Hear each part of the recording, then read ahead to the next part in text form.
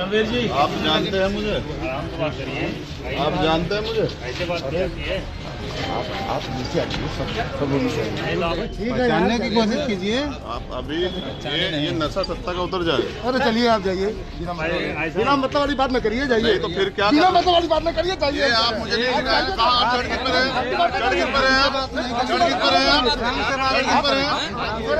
अरे और सब मुझे बता रहे हैं, फालतू बात आप उठाएंगे। एक बार इन तस्वीरों को देखिए कैसे भीम आर्मी के प्रमुख चंद्रशेखर आजाद पुलिस को समझा रहे हैं कि वो कौन है। बिना मतलब वाली बात न करिए, जाइए। ये आप मुझे नहीं सिखाए। लेकिन चंद्रशेखर आजाद के बात करने के लहजे से पुलिस अधिकारी को भी गुस्सा आ गया। वो चंद्रशेखर आजाद से कुछ कह ही रहे थे कि चंद्रशेखर के समर्थक पुलिस से उलझ गए और दोनों में कहासुनी शुरू हो गई। आप लोग पीछे हटिए, आप लोग पीछे हटिए। कहाँ जाए बताइए। ये घटना है आजमगढ़ की, जहां जिला अधिकारी से मिलने पहुंचे चंद्रशेखर आजाद को कार्यालय के बाहर रोक लिया गया। वीडियो को देखकर ऐसा लग रहा है कि भीड़ को देखते हुए सुरक्षा में तैनात पुलिस कर्मियों ने उन्हें दफ्तर में घुसने से रोकने की कोशिश की और इसी को लेकर विवाद बढ़ गया। हालांकि चंद्रशेखर आजाद का कहना है कि पुलिस टीम ने उनके साथ अच्छा बर्ताव नहीं किया, इसीलिए विवाद बढ़ा। दुर्व्यवहार तो जब तक हमारी सरकार नहीं आएगी हमको सहना पड़ेगा। यहाँ तो लोकतंत्र में जहाँ जनता को सम्मान करना चाहिए, वहाँ अधिकारियों के दफ्तर के बाहर उन्होंने, असल में मैंने मास्क लगाया हुआ था। ये प्रधानमंत्री जी का आदेश है कि 2 गज दूरी, मास्क है जरूरी। वो खुद तो नहीं लगाते, मैंने लगाया था। तो जो व्यवहार मेरे साथ किया उससे पता लगता है कि मुझे पहचानने में उनको कमी रही। लेकिन अगर आम आदमी के साथ ये व्यवहार होता तो पता लगता है कि आजमगढ़ में पुलिस जो है वो लोगों को डराने काम करती है। जनता डरने वाली नहीं है। इस जनता की वजह से तो उनको तनख्वाह मिलती है। तनख्वाह कहाँ से आती है? जनता टैक्स से तो आती है।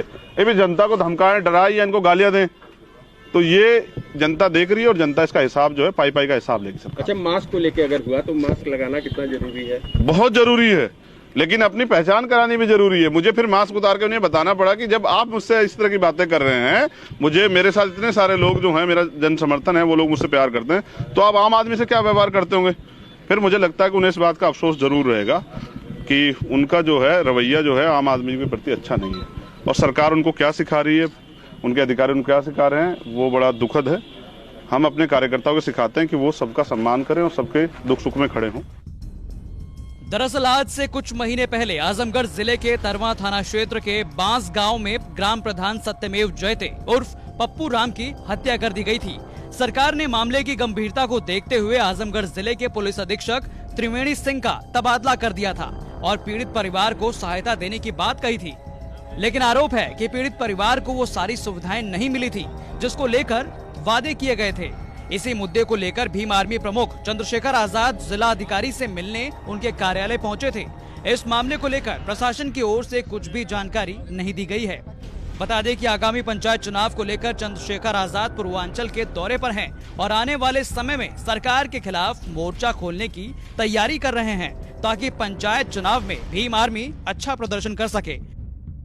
आजाद साहब, आजमगढ़ खासतौर पे पूर्वांचल का दौरा आपका चल रहा है और कई सवाल हैं आपसे, आपके साथियों में काफी अंडर करंट है, उसको लेके क्या आपकी धारणा है और 2022 और खासतौर पे पंचायती चुनाव को लेकर क्या रणनीति आपकी? देखिए, मैं पूर्वांचल में हूँ और पूर्वांचल बहुजन मूवमेंट का एक बहुत मजबूत गढ़।